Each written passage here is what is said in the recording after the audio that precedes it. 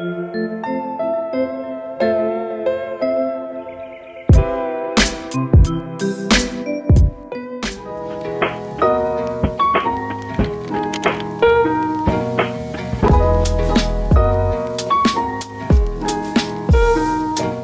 everybody, welcome back. I know this is my second video today since I technically posted the thank you video for 500,000, but I got in this new Addiesdive, and I wanted to take you guys through it. I really loved the previous one I bought, the Yachtmaster diver style one, so I figured I'd give another one a try, and this is like a 36 millimeter. It is 36 millimeter, not like, but kind of like an oyster perpetual. Beautiful blue face. If you can kind of see it here, I'll give you a better view close up, but there's kind of like a texture to the dial. There's like these waves that go through it. So one of the first things, well, there's a few things I noticed right out of the box, but the first one I noticed is the sweeping kind of nature of this movement. This is a quartz. Let me grab the model number here real quick. It is a Japanese quartz. This is the VH31. You can see that it sweeps real nice. The Yachtmaster style one I have here, it's just 1 click per second. That's fine for a quartz watch, but it was cool that this one does the really nice sweeping motion. I'm going to give you guys the actual dimensions here overall before I jump into my next little bit of info on it, but this is a 36 millimeter case excluding the crown. It is 12 millimeters thick. This total weight is only 108 grams, so this watch does feel really light. I noticed that right out of the box. Speaking of the box, it is your average Addiesdive Pelican case style box, which is, I really enjoy those. They're really easy to keep also, and I reuse them a bunch. It mentions also that it is a domed crystal, but it says that it is coated with anti-dazzling blue film, and you can see if you hit it from the right angle, like there around the 6 o'clock position, it gets a little bit of a blue tint, which is very interesting. But the other thing I really did notice is there is a lot of play in this bracelet. Obviously, the push pins are I don't think the best way to do bracelets. I much prefer the screw links, but this has a lot of play in it. It was even worse when it was before I sized it.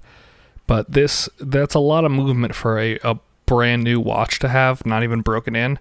Here we are taking a closer look at the face. Let me see if I can get it I'm going to post some other video. You can see it in the intro I did, but there are those little waves, as you can, like, right there, you can see it as the light hits it. Let's see, throughout, much more at the top, but there is a texture to this dial. It's very wavy. I really like it.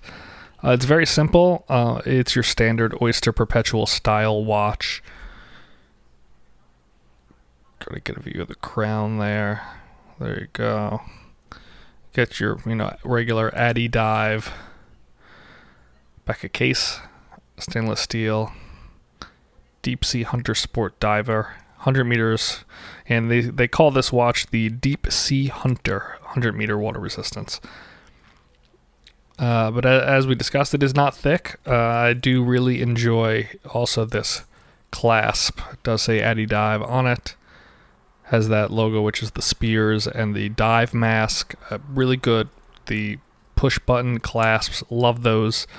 Not a ton of taper on this bracelet, but there is enough that you notice it, and it makes it more comfortable, more wearable.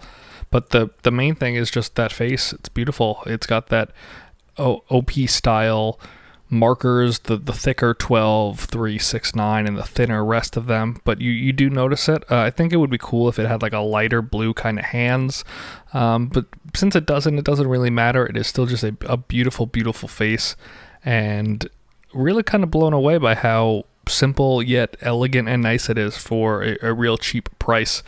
I think I paid somewhere in like the $50 range for this thing. It was on sale. Regularly right now they're around $70, which, yeah, it's a lot for a quartz watch since you can get those much cheaper. But I think I got this for around $55 during one of the sales. So really worth it for that price. And let's check it out on the wrist. Here we have it on the wrist. Obviously 36 millimeters is a little small for my wrist, but I do think it looks really good. I don't know if it's the color of it or just the overall dimensions of this watch, but I do think it looks, I can wear it a little bit behind the wrist bone, and I don't think it looks overwhelmingly small. I think I could wear this out and people wouldn't be like, oh, that watch is really tiny on your wrist. You do see that little bit of taper there. It's not a ton, but the first thing you really notice on the wrist is there's no real heft to it. This isn't the kind of watch that you feel like you're wearing and don't forget. It's a light watch, and you will definitely be like, oh crap, I have a watch on.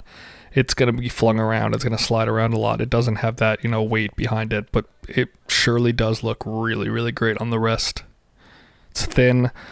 If you like thin and light, this is the watch for you because it is thin and light.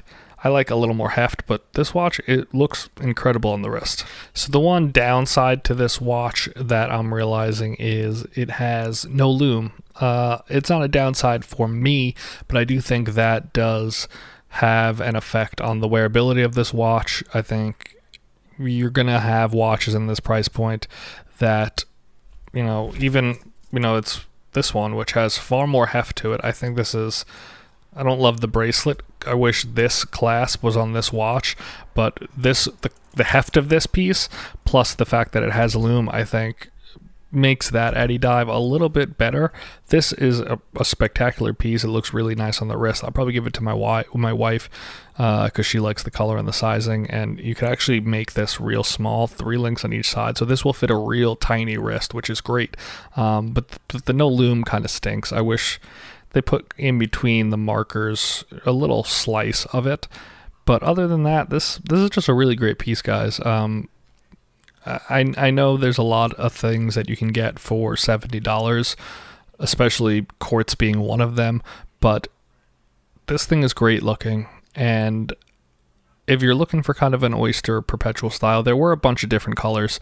I would recommend checking this out. If you don't love it, give it away. It's a great watch though, and yeah, I'm really impressed with this. There are obviously some downsides to it, but this is a really great piece, and I'm really excited to have it. I will catch you guys next time. I have 2 more real cool watches coming up, so I hope to have those soon. But until then, thank you guys, and I'll see you next time.